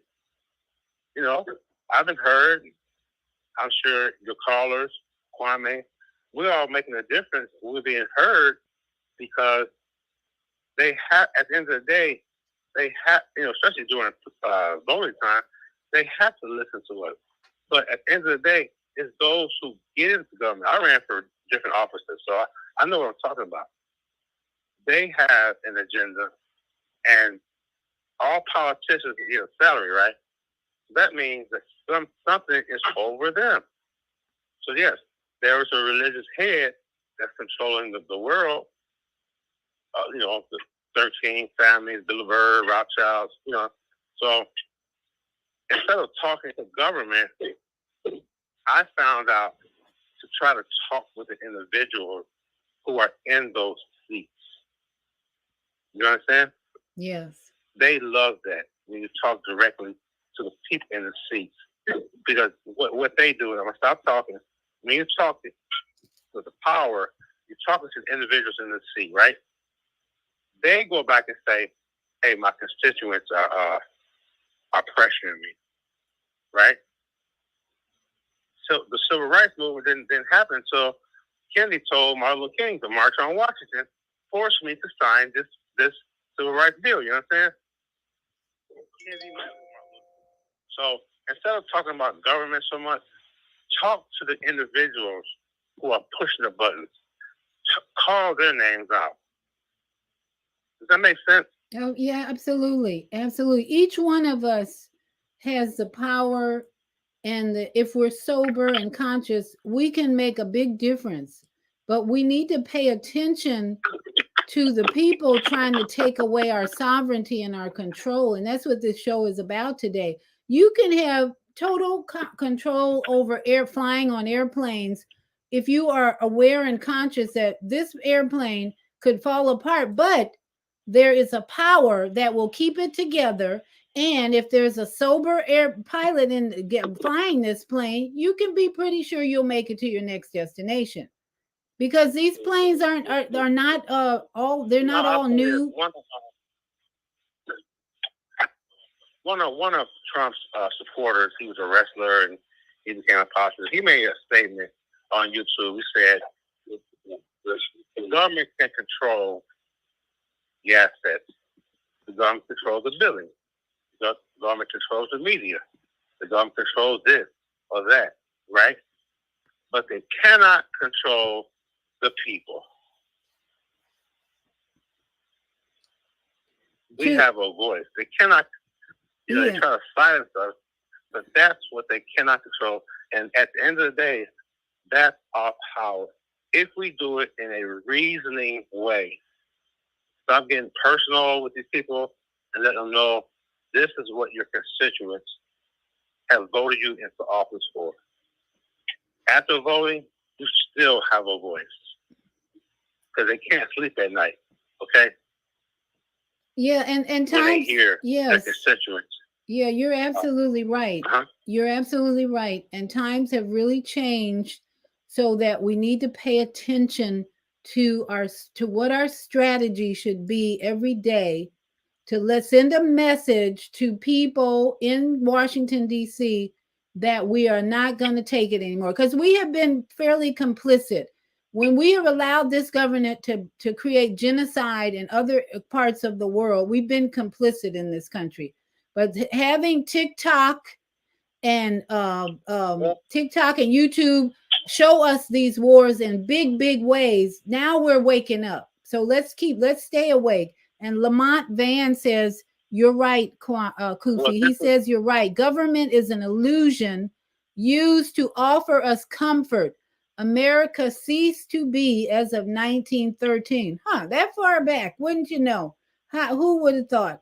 So yeah, we are things have changed, and we weren't paying attention because we were so comfortable. Got government assistance, government food, Federal Reserve was told when the government doesn't respond, guess what you get in Haiti?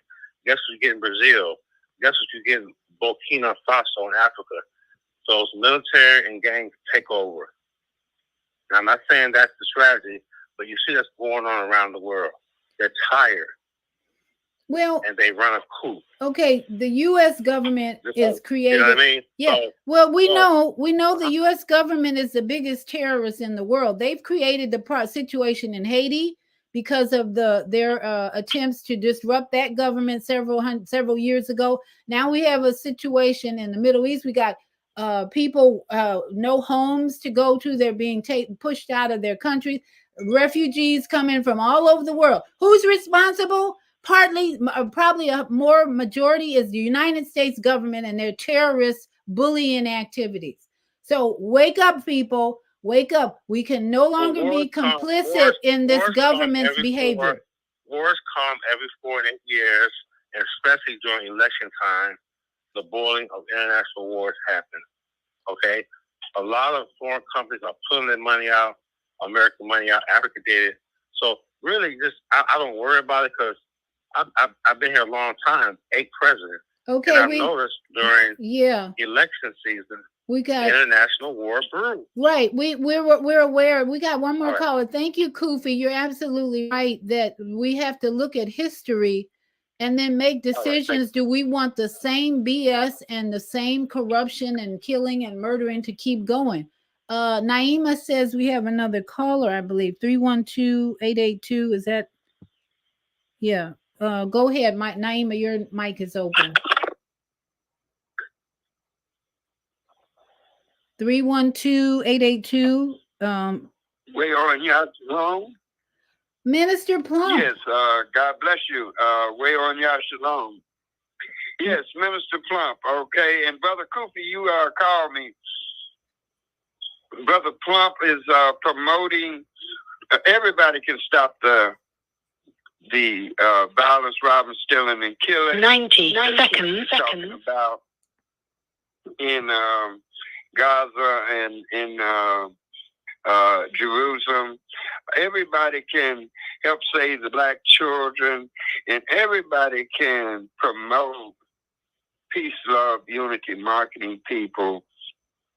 And everybody can promote Chicago healing and Kwanzaa Day, which is Naima Latif's birthday. 60 seconds. Which is April 15th. It's on a Monday. And everybody can make sure that they tell everybody, all of the aldermen and all of the aldermen men and the women, to vote Chicago healing. And They can go to Robert Plum Facebook page. Thank for you, more thank you, updated Minister. information. Thank you, Minister Plum, for joining us. God And bless everybody in Chicago, be safe and stay conscious, because we are in a serious spiritual battle. It's important. If you want to win the spiritual battle and have peace, that we pay attention and do what you can to change the atmosphere, to change the environment, and to create a healthier planet. NAIMAHLATIS.com. So Watch our TV show. we are so Listen to our grateful to radio all show. of you. Order our books and be sure to get your copy of the book, The Female Solution. On behalf of our team, So we're going to say thank you now to our global family. and to our global family listening from all around the world, we say thank you. To our family in China, Sheshe, 谢谢 Zanyaba, ザニャバ Japan, Arigato, ありがと Korea, Kamsamnida, うカムサミダ Russia, Spasiba, スパシーバ Germany, Danke, ダンケ Poland, Jean ジョンキニョン France, Merci, メルシーボク Spain, Gracias, muchos gracias Italy, Grazie, gracias Egypt, Shukran, シュクラン Ghana, Medad, マダーシ Nigeria, Eshe, エシェ South Africa, Gabon, ニヤボンガ Senegal, Geret, ゲレッツ Kenya, ア Asante, サンテ Israel, Toda, トダラバ Pakistan, Shukriya, シュクリアン Afghanistan, Tashakkur, タシャクル Saudi Arabia, Shukran, シュクラン Assalam alaikum wa Assalamu rahmatullahi wa alaikum. barakatuh. Thank you. and happy Ramadan. And to all my yogi friends out there, namaste and sadnam and aloha, aloha to all my Maui, Hawaii brothers and sisters. Stand strong in Lahaina, stand strong. And we send lots of blessings and love to you all. Everybody have a beautiful evening and a beautiful week. And we'll see you tomorrow morning on Monday Morning Mindfulness.